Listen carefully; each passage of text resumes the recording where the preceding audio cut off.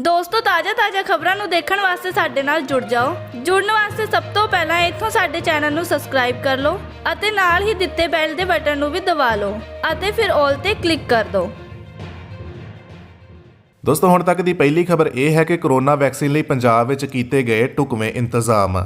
ਪੰਜਾਬ ਵਿੱਚ corona virus ਦੇ ਟੀਕਾਕਰਨ ਲਈ ਸੂਬਾ, ਜ਼ਿਲ੍ਹਾ ਅਤੇ ਬਲਾਕ ਪੱਧਰਾਂ ਤੇ ਇੱਕ ਟਾਸਕ ਫੋਰਸ ਦਾ ਗਠਨ ਕੀਤਾ ਗਿਆ ਹੈ। ਪਹਿਲੀ ਸ਼੍ਰੇਣੀ ਵਿੱਚ ਸਿਹਤ ਕਰਮਚਾਰੀ ਅਤੇ ਦੂਜੀ ਸ਼੍ਰੇਣੀ ਵਿੱਚ ਫਰੰਟ ਲਾਈਟ ਵਾਰੀਅਰਜ਼ ਨੂੰ ਟੀਕਾ ਲਗਾਇਆ ਜਾਵੇਗਾ। ਪਹਿਲੀ ਅਤੇ ਦੂਜੀ ਸ਼੍ਰੇਣੀ ਦੇ ਲੋਕਾਂ ਦੇ ਰਿਕਾਰਡ ਸਰਕਾਰੀ ਵੈਬਸਾਈਟ ਤੇ ਅਪਲੋਡ ਕੀਤੇ ਜਾਣਗੇ, ਜਿਸ ਦੀ ਗਿਣਤੀ 30 ਕਰੋੜ ਹੈ। ਪੰਜਾਬ ਵਿੱਚ ਕੁੱਲ 1,25,000 ਸਿਹਤ ਕਰਮਚਾਰੀ ਹਨ, ਜਿਨ੍ਹਾਂ ਵਿੱਚੋਂ 80,000 ਸਰਕਾਰੀ ਅਤੇ 45,000 ਪ੍ਰਾਈਵੇਟ ਵਰਕਰ ਹਨ।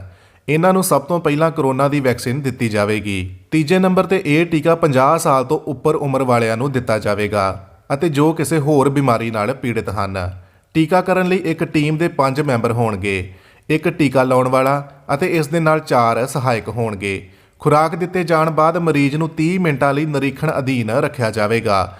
ਪੰਜਾਬ ਵਿੱਚ ਰੋਜ਼ਾਨਾ 4 ਲੱਖ ਖੁਰਾਕ ਦੇਣ ਦਾ ਪ੍ਰਬੰਧ ਕੀਤਾ ਗਿਆ ਹੈ। ਟੀਕਾ ਸਟੋਰ ਕਰਨ ਲਈ 4 ਕੇਂਦਰ ਹੋਣਗੇ, ਜਿਸ ਵਿੱਚ ਚੰਡੀਗੜ੍ਹ, ਫਿਰੋਜ਼ਪੁਰ, ਅੰਮ੍ਰਿਤਸਰ ਅਤੇ ਹੁਸ਼ਿਆਰਪੁਰ ਸ਼ਾਮਿਲ ਹੋਣਗੇ।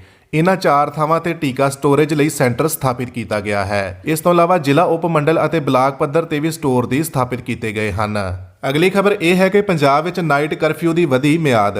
ਪੰਜਾਬ ਵਿੱਚ ਕੋਰੋਨਾ ਵਾਇਰਸ ਦੇ ਮੱਦੇਨਜ਼ਰ ਮੁੱਖ ਮੰਤਰੀ ਕੈਪਟਨ ਅਮਰਿੰਦਰ ਸਿੰਘ ਨੇ ਸ਼ੁੱਕਰਵਾਰ ਨੂੰ ਰਾਤ ਦੇ ਕਰਫਿਊ ਅਤੇ ਵਿਆਹਾਂ ਸ਼ਾਦੀਆਂ ਵਿੱਚ ਲੋਕਾਂ ਦੀ ਗਿਣਤੀ ਤੇ ਲੱਗੀ ਰੋਕ ਨੂੰ 1 ਜਨਵਰੀ 2021 ਤੱਕ ਜਾਰੀ ਰਹੇਗਾ। ਰਾਤ 10 ਵਜੇ ਤੋਂ ਸਵੇਰੇ 5 ਵਜੇ ਤੱਕ ਨਾਈਟ ਕਰਫਿਊ ਜਾਰੀ ਰਹੇਗਾ।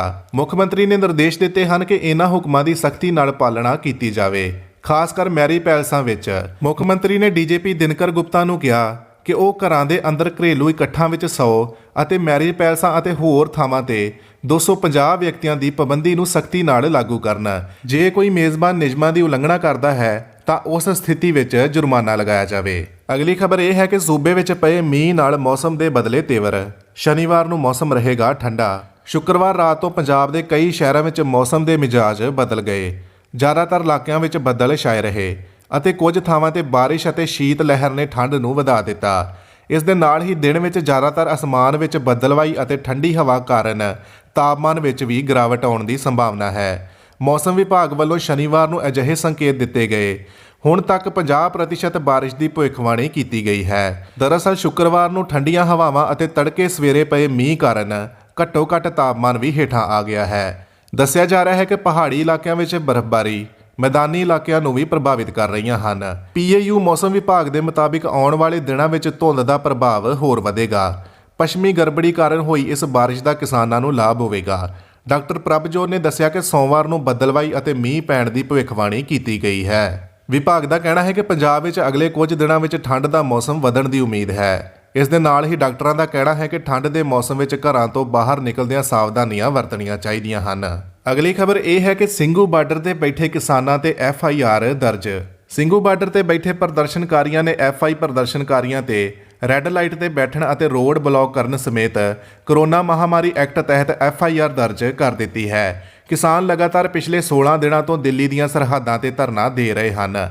ਕਿਸਾਨ ਖੇਤੀ ਕਾਨੂੰਨਾਂ ਨੂੰ ਰੱਦ ਕਰਵਾਉਣ ਲਈ ਇਹ ਪ੍ਰਦਰਸ਼ਨ ਕਰ ਰਹੇ ਹਨ। ਅਗਲੀ ਖਬਰ ਇਹ ਹੈ ਕਿ ਕਿਸਾਨਾਂ ਵੱਲੋਂ ਜਾਮ ਕੀਤੇ ਜਾਣਗੇ ਹਾਈਵੇ। ਸੁਰੱਖਿਆ ਦੇ ਕੀਤੇ ਗਏ ਖਾਸ ਇੰਤਜ਼ਾਮ। ਖੇਤੀਬਾੜੀ ਕਾਨੂੰਨਾਂ ਖਿਲਾਫ ਕਿਸਾਨਾਂ ਦਾ ਅੰਦੋਲਨ ਸ਼ਨੀਵਾਰ ਨੂੰ 17 ਦਿਨ ਹੋ ਗਏ, ਪਰ ਕਿਸਾਨਾਂ ਅਤੇ ਸਰਕਾਰ ਕਿਸੇ ਵੀ ਪੱਖ ਦੇ ਰਵੱਈਏ 'ਚ ਨਰਮੀ ਨਹੀਂ ਆਈ। ਇਸ ਦੇ ਨਾਲ ਹੀ ਹੁਣ ਹੰਗਾਮਾ ਹੋਰ ਵਧਣ ਦੀ ਸੰਭਾਵਨਾ ਹੈ, ਕਿਉਂਕਿ ਕਿਸਾਨ ਸੰਗਠਨਾਂ ਨੇ ਦਿੱਲੀ ਜੈਪੁਰ ਰਾਸ਼ਟਰੀ ਰਾਜਮਾਰਗ ਤੇ ਆਵਾਜਾਈ ਨੂੰ ਰੋਕਣ ਦੀ ਚੇਤਾਵਨੀ ਦਿੱਤੀ ਹੈ। ਉਧਰ ਦੂਜੇ ਪਾਸੇ ਹਰਿਆਣਾ ਦੇ ਕਿਸਾਨਾਂ ਨੇ ਟੋਲ ਪਲਾਜ਼ਾ ਨੂੰ ਘੇਰਨ ਦਾ ਐਲਾਨ ਕੀਤਾ ਹੈ। ਇਸ ਲਈ ਗੁਰੂਗ੍ਰਾਮ ਅਤੇ ਫਰੀਦਾਬਾਦ ਵਿੱਚ ਪੁਲਿਸ ਅਲਰਟ ਤੇ ਹੈ ਅਤੇ ਸੁਰੱਖਿਆ ਦੇ ਪੁਖਤਾ ਪ੍ਰਬੰਧ ਕੀਤੇ ਗਏ ਹਨ। ਨਿਊਜ਼ ਏਜੰਸੀ ANI ਮੁਤਾਬਿਕ ਕਿਸਾਨ ਆਗੂ ਬਲਬੀਰ ਸਿੰਘ ਰਾਜੇਵਾਲ ਨੇ ਕਿਹਾ ਕਿ 12 ਦਸੰਬਰ ਨੂੰ ਕਿਸਾਨ ਦਿੱਲੀ ਜੈਪੁਰ ਹਾਈਵੇ ਜਾਮ ਕਰ ਦੇਣਗੇ। ਇਸ ਦੌਰਾਨ ਕਿਸਾਨ ਜ਼ਿਲ੍ਹਾ ਕੁਲੈਕਟਰਾਂ, ਭਾਜਪਾ ਨੇਤਾਵਾਂ ਦੇ ਘਰਾਂ ਅੱਗੇ ਰੋਸ ਪ੍ਰਦਰਸ਼ਨ ਕਰਨਗੇ ਅਤੇ ਟੋਲ ਪਲਾਜ਼ਾ ਵੀ ਜਾਮ ਕੀਤੇ ਜਾਣਗੇ। ਹਾਲਾਂਕਿ ਉਹਨਾਂ ਕਿਹਾ ਕਿ ਕਿਸਾਨਾਂ ਦੇ ਰੇਲ ਮਾਰਗਾਂ ਨੂੰ ਜਾਮ ਕਰਨ ਦੀ ਕੋਈ ਯੋਜਨਾ ਨਹੀਂ ਹੈ ਤੇ ਰਾਜਸਥਾਨ ਦੇ ਕਿਸਾਨ ਵੀ ਆ ਰਹੇ ਹਨ। ਅਗਲੀ ਖਬਰ ਇਹ ਹੈ ਕਿ ਟਵਿੱਟਰ ਤੇ ਮੁੜ ਭਿੜੇ ਦਲਜੀਤ ਅਤੇ ਕੰਗਣਾ। ਦਲਜੀਤ ਕਿੱਥੇ ਹੈ? ਟ੍ਰੈਂਡ ਹੋਣ ਮਗਰੋਂ ਹੁਣ ਪੰਜਾਬੀ ਗਾਇਕ ਨੇ ਦਿੱਤਾ ਜਵਾਬ। ਟਵਿੱਟਰ ਤੇ ਆਮੋ ਸਾਹਮਣੇ ਹੋਏ ਕੰਗਣਾ ਰਣੌਤ ਅਤੇ ਦਲਜੀਤ ਦੋਸਾਂਝ ਦਰਮਿਆਨ ਹੋਈ ਲੜਾਈ ਨੂੰ ਸਾਰਿਆਂ ਨੇ ਦੇਖਿਆ। ਉਸ ਤੋਂ ਬਾਅਦ ਦਲਜੀਤ 3 ਦਿਨਾਂ ਲਈ ਸ਼ਾਂਤ ਰਹੇ। ਹਾਲਾਂਕਿ ਸ਼ੁੱਕਰਵਾਰ ਨੂੰ ਜਦੋਂ ਕੰਗਣਾ ਨੇ ਇੱਕ ਟਵੀਟ ਕੀਤਾ ਜਿਸ ਵਿੱਚ ਲਿਖਿਆ ਸੀ ਕਿ ਦਲਜੀਤ ਕਿੱਥੇ ਆ, ਤਾਂ ਦਲਜੀਤ ਨੇ ਕੰਗਣਾ ਨੂੰ ਆਪਣੇ ਅੰਦਾਜ਼ ਵਿੱਚ ਜਵਾਬ ਦਿੱਤਾ ਤੇ ਕੰਗਣਾ ਦੀ ਬੋਲਤੀ ਬੰਦ ਕਰ ਦਿੱਤੀ। ਪੰਜਾਬੀ ਗਾਇਕ ਦਲਜੀਤ ਦੋਸਾਂਝ ਨੇ ਟਵਿੱਟਰ ਤੇ ਆਪਣੇ ਦਿਨ ਭਰ ਦੇ ਸ਼ਡਿਊਲ ਦਾ ਖੁਲਾਸਾ ਕੀਤਾ, ਉਹ ਵੀ ਇੱਕ ਮਜ਼ੇਦਾਰ ਅੰਦਾਜ਼ ਦੇ ਵਿੱਚ। ਦਲਜੀਤ ਰਿਪਲਾਈ ਦੇ ਵਿੱਚ ਕੀ ਲਿਖਦੇ ਹਨ, ਆਓ ਜਾਣਦੇ ਹਾਂ। ਦਲਜੀਤ ਨੇ ਲਿਖਿਆ ਹੈ ਕਿ ਸਵੇਰੇ ਉੱਠ ਕੇ ਜਿਮ ਲਾਇਆ, ਫਿਰ ਸਾਰਾ ਦਿਨ ਕੰਮ ਕੀਤਾ, ਹੁਣ ਮੈਂ ਸੌਣ ਲੱਗਾ ਹਾਂ, ਆ ਲਓ ਫੜ ਲਓ ਮੇਰਾ ਸ਼ਡਿਊਲ। ਦੋਸਤੋ, ਕੰਗਣਾ ਅਤੇ ਦਲਜੀਤ ਵਿੱਚ ਚੱਲ ਰਹੀ ਲੜਾਈ ਦੇ ਬਾਰੇ ਤੁਹਾਡੇ ਕੀ ਵਿਚਾਰ ਹਨ, ਸਾਨੂੰ ਕਮੈਂਟ ਬਾਕਸ ਵਿੱਚ ਜ਼ਰੂਰ ਦੱਸੋ। ਅਗਲੀ ਖਬਰ ਇਹ ਹੈ ਕਿ CBSE ਵੱਲੋਂ 10ਵੀਂ ਤੇ 12ਵੀਂ ਜਮਾਤ ਦੇ ਵਿਦਿਆਰਥੀਆਂ ਲਈ ਜ਼ਰੂਰੀ ਨੋਟੀਫਿਕੇਸ਼ਨ ਜਾਰੀ, ਦਿੱਤੀ ਗਈ ਇਹ ਸਲਾਹ। ਕਈ ਸੋਸ਼ਲ ਮੀਡੀਆ ਪਲੇਟਫਾਰਮਾਂ ਤੇ central board of secondary education ਦੀਆਂ 10ਵੀਂ ਅਤੇ 12ਵੀਂ ਦੀਆਂ ਬੋਰਡ ਪ੍ਰੀਖਿਆਵਾਂ ਦੀਆਂ ਤਰੀਖਾਂ ਸਰਕੂਲੇਟ ਕੀਤੀਆਂ ਜਾ ਰਹੀਆਂ ਹਨ, ਜਿਨ੍ਹਾਂ ਵਿੱਚ CBSE ਪ੍ਰੈਕਟੀਕਲ ਪ੍ਰੀਖਿਆਵਾਂ ਦੀਆਂ ਤਰੀਖਾਂ ਵੀ ਸ਼ਾਮਿਲ ਹਨ। ਇਸ ਨਾਲ ਸਕੂਲਾਂ, ਵਿਦਿਆਰਥੀਆਂ ਅਤੇ ਮਾਪਿਆਂ ਵਿੱਚ ਘਬਰਾਹਟ ਪੈਦਾ ਹੋ ਗਈ ਹੈ।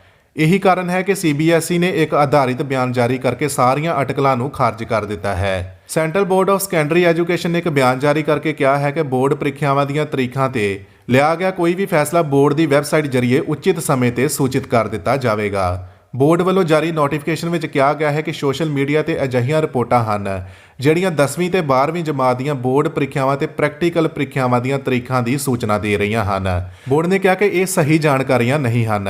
ਬੋਰਡ ਨੇ ਅੱਗੇ ਦੁਹਰਾਇਆ ਕਿ ਕੋਈ ਵੀ ਤਰੀਕ ਫਾਈਨਲ ਨਹੀਂ ਹੋਈ ਹੈ ਅਤੇ ਇਹ ਸਕੂਲਾਂ, ਵਿਦਿਆਰਥੀਆਂ ਤੇ ਮਾਪਿਆਂ ਦੇ ਵਿਚਕਾਰ ਤਣਾਅ ਪੈਦਾ ਕਰ ਰਹੀ ਹੈ। ਬੋਰਡ ਨੇ ਸਪਸ਼ਟ ਕੀਤਾ ਕਿ ਜਦੋਂ ਵੀ ਤਰੀਖਾਂ ਜਾਰੀ ਕੀਤੀਆਂ ਜਾਣਗੀਆਂ, ਇਹ ਅਧਿਕਾਰਿਕ ਪੋਰਟਲ ਤੇ ਜਾਰੀ ਹੋਣਗੀਆਂ। ਅਗਲੀ ਖਬਰ ਇਹ ਹੈ ਕਿ RBI ਨੇ HDFC ਬੈਂਕ ਤੇ ਲਗਾਇਆ 10 ਲੱਖ ਰੁਪਏ ਦਾ ਜੁਰਮਾਨਾ, ਜਾਣੋ ਵਜ੍ਹਾ।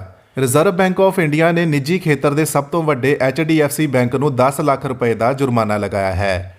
HDFC ਬੈਂਕ ਨੇ ਇਹ ਜਾਣਕਾਰੀ ਸਟਾਕ ਐਕਸਚੇਂਜ ਫਾਈਲਿੰਗ ਵਿੱਚ ਦਿੱਤੀ ਹੈ। ਦਰਅਸਲ HDFC ਬੈਂਕ ਸਬਸਿਡਰੀ ਜਨਰਲ ਰੇਜਲ ਵਿੱਚ ਲਾਜ਼ਮੀ ਘੱਟੋ-ਘੱਟ ਪੂੰਜੀ ਨੂੰ ਬਣਾਈ ਰੱਖਣ ਵਿੱਚ ਅਸਫਲ ਰਿਹਾ, ਜਿਸ ਦੇ ਬਾਅਦ SGL ਬਾਉਂਸ ਆਇਆ। RBI ਨੇ HDFC ਬੈਂਕ ਨੂੰ ਬੀਤੇ 9 ਦਸੰਬਰ ਨੂੰ ਆਦੇਸ਼ ਦਿੱਤਾ ਸੀ ਅਤੇ ਅਗਲੇ ਦਿਨ ਯਾਨੀ 10 ਦਸੰਬਰ ਨੂੰ ਸਾਹਮਣੇ ਆਇਆ। ਅਗਲੀ ਖਬਰ ਇਹ ਹੈ ਕਿ ਰੇਲਵੇ ਨੇ 1.4 ਲੱਖ ਅਸਾਮੀਆਂ ਤੇ ਭਰਤੀ ਪ੍ਰਕਿਰਿਆ ਲਈ ਜਾਰੀ ਕੀਤਾ ਨੋਟੀਫਿਕੇਸ਼ਨ। ਭਾਰਤੀ ਰੇਲਵੇ ਨੇ ਇੱਕ ਨੋਟੀਫਿਕੇਸ਼ਨ ਜਾਰੀ ਕੀਤਾ ਹੈ ਜਿਸ ਵਿੱਚ ਭਾਰਤੀ ਰੇਲਵੇ ਨੇ 1.4 ਲੱਖ ਅਸਾਮੀਆਂ ਅਤੇ ਭਰਤੀ ਲਈ ਅਰਜ਼ੀਆਂ ਮੰਗੀਆਂ ਹਨ। ਇਸ ਦੇ ਤਹਿਤ ਮੁੱਖ ਤੌਰ ਤੇ 3 ਗੱਲਾਂ ਕਹੀਆਂ ਗਈਆਂ ਹਨ। ਪਹਿਲਾ ਇਹ ਹੈ ਕਿ 15 ਦਸੰਬਰ ਤੋਂ 18 ਦਸੰਬਰ ਦੇ ਵਿਚਕਾਰ ਆਈਸੋਲੇਟਡ ਅਤੇ ਮਿਨਿਸਟਰੀਅਲ ਸ਼੍ਰੇਣੀ ਵਿੱਚ ਪ੍ਰੀਖਿਆਵਾਂ ਹੋਣਗੀਆਂ। ਦੂਸਰਾ, ਇੱਥੇ 28 ਦਸੰਬਰ ਤੋਂ ਮਾਰਚ ਦੇ ਅੱਧ ਤੱਕ ਪਹਿਲੇ ਪੜਾਅ ਦੀਆਂ ਪ੍ਰੀਖਿਆਵਾਂ ਹੋਣਗੀਆਂ ਅਤੇ ਤੀਸਰਾ, 21 ਅਪ੍ਰੈਲ ਤੋਂ ਲੈਵਲ ਵਿੱਚ ਸ਼੍ਰੇਣੀ ਦੀ ਪ੍ਰੀਖਿਆਵਾਂ ਹੋਣਗੀਆਂ। ਲਗਭਗ 1.15 ਕਰੋੜ ਉਮੀਦਵਾਰਾਂ ਨੇ ਇਹਨਾਂ ਅਸਾਮੀਆਂ ਲਈ ਬਿਨੈ ਕੀਤਾ ਹੈ। ਕੁੱਲ 1.4 ਲੱਖ ਅਸਾਮੀਆਂ ਲਈ ਲਗਭਗ 2.40 ਕਰੋੜ ਅਰਜ਼ੀਆਂ ਆਈਆਂ ਹਨ। ਇਹ ਵੀ ਦੱਸ ਦਈਏ ਕਿ ਸਾਰੀਆਂ ਪ੍ਰੀਖਿਆਵਾਂ ਕੰਪਿਊਟਰ ਆਧਾਰਿਤ ਹੋਣਗੀਆਂ। ਇਸ ਸਬੰਧ ਵਿੱਚ ਮੰਤਰਾਲੇ ਨੇ ਕਿਹਾ ਕਿ ਉਹਨਾਂ ਨੇ 15 ਦਸੰਬਰ ਤੋਂ ਸ਼ੁਰੂ ਹੋਣ ਵਾਲੀ ਕੰਪਿਊਟਰ ਆਧਾਰਿਤ ਪ੍ਰੀਖਿਆ ਲਈ ਪੂਰੀ ਤਿਆਰੀ ਕਰ ਲਈ ਹੈ। 3 ਨੋਟੀਫਿਕੇਸ਼ਨਾਂ ਲਈ CBT ਸ਼ਡਿਊਲ ਦੀ ਨੋਟੀਫਿਕੇਸ਼ਨ ਯਾਨੀ ਕਿ ਕੰਪਿਊਟਰ ਬੇਸਡ ਟੈਸਟ ਸ਼ਡਿਊਲ ਜਲਦੀ ਹੀ RRB ਦੀ ਵੈਬਸਾਈਟ ਤੇ ਅਪਲੋਡ ਕਰ ਦਿੱਤਾ ਜਾਵੇਗਾ। ਅਗਲੀ ਖਬਰ ਇਹ ਹੈ ਕਿ ਜਲੰਧਰ ਵਿੱਚ ਸ਼ਰੇਆਮ ਵਕੀਲ ਨੂੰ ਮੌਤ ਦੇ ਘਾਟ ਉਤਾਰਨ ਵਾਲੇ 4 ਮੁਲਜ਼ਮ ਗ੍ਰਿਫਤਾਰ। ਸੰਗਤ ਸਿੰਘ ਨਗਰ ਵਿੱਚ ਵਕੀਲ ਅਮਨਦੀਪ ਸਿੰਘ ਮੈਂਟੀ ਦੀ ਤੇਜ਼ਧਾਰ ਹਥਿਆਰਾਂ ਨਾਲ ਕਤਲ ਕਰਨ ਵਾਲੇ ਮੁਲਜ਼ਮ ਸਣੇ 4 ਹਮਲਾਵਰਾਂ ਨੂੰ ਥਾਣਾ ਨੰਬਰ 2 ਦੀ ਪੁਲਿਸ ਨੇ ਗ੍ਰਿਫਤਾਰ ਕਰ ਲਿਆ ਹੈ। ਮੁਲਜ਼ਮਾਂ ਕੋਲੋਂ ਪੁੱਛਗਿੱਛ ਲਈ 4 ਦਿਨ ਦਾ ਰਿਮਾਂਡ ਲਿਆ ਗਿਆ, ਜਿਨ੍ਹਾਂ ਕੋਲੋਂ ਅਜੇ ਤੇਜ਼ਧਾਰ ਹਥਿਆਰ ਬਰਾਮਦ ਕਰਨੇ ਹਨ। ਪੁਲਿਸ ਹੋਰ ਫਰਾਰ ਮੁਲਜ਼ਮਾਂ ਦੀ ਗ੍ਰਿਫਤਾਰੀ ਲਈ ਵੀ ਛਾਪੇਮਾਰੀ ਕਰ ਰਹੀ ਹੈ। ਥਾਣਾ ਨੰਬਰ 2 ਦੇ ਇੰਚਾਰਜ ਸੁਖਬੀਰ ਸਿੰਘ ਨੇ ਦੱਸਿਆ ਕਿ ਕਤਲ ਤੋਂ ਬਾਅਦ ਮੁਲਜ਼ਮਾਂ ਦੀ ਭਾਲ ਵਿੱਚ ਛਾਪੇ ਮਾਰੇ ਜਾ ਰਹੇ ਸਨ, ਪਰ ਉਹ ਆਪਣੇ ਘਰਾਂ ਤੋਂ ਫਰਾਰ ਸਨ। ਪੁਲਿਸ ਨੇ ਮੁਲਜ਼ਮਾਂ ਦੇ ਪਰਿਵਾਰਕ ਮੈਂਬਰਾਂ ਤੇ ਵੀ ਦਬਾਅ ਬਣਾਇਆ ਹੋਇਆ ਸੀ। ਸ਼ੁੱਕਰਵਾਰ ਨੂੰ ਗੁਪਤ ਸੂਚਨਾ ਮਿਲਣ ਤੇ ਪੁਲਿਸ ਨੇ ਵੱਖ-ਵੱਖ ਥਾਵਾਂ ਤੇ ਛਾਪੇ ਮਾਰ ਕੇ 4 ਮੁਲਜ਼ਮਾਂ ਨੂੰ ਗ੍ਰਿਫਤਾਰ ਕਰ ਲਿਆ। ਮੁਲਜ਼ਮਾਂ ਨੂੰ ਰਿਮਾਂਡ ਤੇ ਲੈ ਕੇ ਫਰਾਰ ਮੁਲਜ਼ਮਾਂ ਬਾਰੇ ਪੁੱਛਗਿੱਛ ਚੱਲ ਰਹੀ ਹੈ। ਹਮਲੇ ਵਿੱਚ ਸ਼ਾਮਲ ਅਣਪਛਾਤੇ ਹਮਲਾਵਰਾਂ ਦੀ ਪਛਾਣ ਪੁਲਿਸ ਕਰ ਰਹੀ ਹੈ। ਪੁਲਿਸ ਦਾ ਕਹਿਣਾ ਹੈ ਕਿ ਜਲਦ ਫਰਾਰ ਮੁਲਜ਼ਮਾਂ ਨੂੰ ਗ੍ਰਿਫਤਾਰ ਕਰ ਲਿਆ ਜਾਵੇਗਾ। ਅਗਲੀ ਖਬਰ ਇਹ ਹੈ ਕਿ JP ਨੱਡਾ ਤੇ ਹਮਲਾ ਮਗਰੋਂ ਬੰਗਾਲ ਪੁਲਿਸ ਦਾ ਵੱਡਾ ਐਕਸ਼ਨ। ਹੁਣ ਤੱਕ 3 FIR ਅਤੇ 7 ਗ੍ਰਿਫਤਾਰ। ਪੱਛਮੀ ਬੰਗਾਲ ਵਿੱਚ ਭਾਰਤੀ ਜਨਤਾ ਪਾਰਟੀ ਦੇ ਪ੍ਰਧਾਨ JP ਨੱਡਾ ਦੇ ਕਾਫਲੇ ਤੇ ਹਮਲਾ ਦੀ ਘਟਨਾ ਤੇ ਹੁਣ ਕਾਰਵਾਈ ਕੀਤੀ ਗਈ ਹੈ।